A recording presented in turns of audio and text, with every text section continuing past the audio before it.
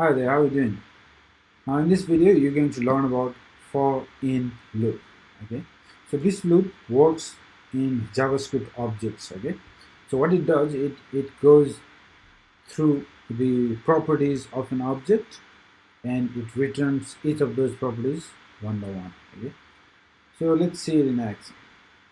So what we can do is let's create an object first. Okay, store that object in a variable. Let's call it person equals to, and you create object using the object literals.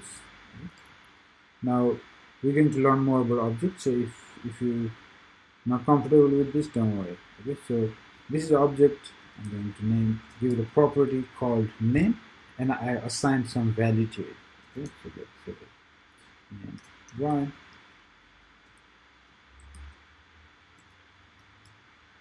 Then another property is, you give the value, comma, another property address. I'll give it a value. Let's give it city. Okay, so this is our object, person object.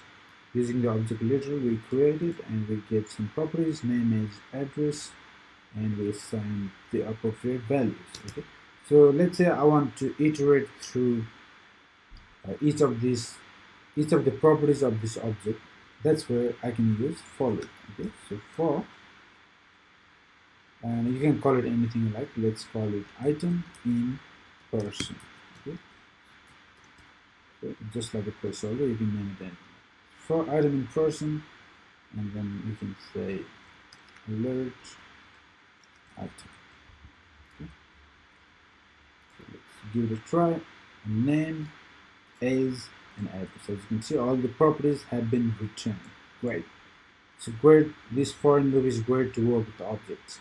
We can also give it a try to get all the properties from the window object. Okay, so window object, this is the, what is our console? Let's see console. Okay. So window, as you can see, it has lots of properties. Okay, and we can try to get, this is a big object, window object, so we can try to get all the properties print on the screen as well. So for example, item in, let's say window log item. Okay, so let's give it a try, and as you can see, all these properties of the window object has been printed in the console.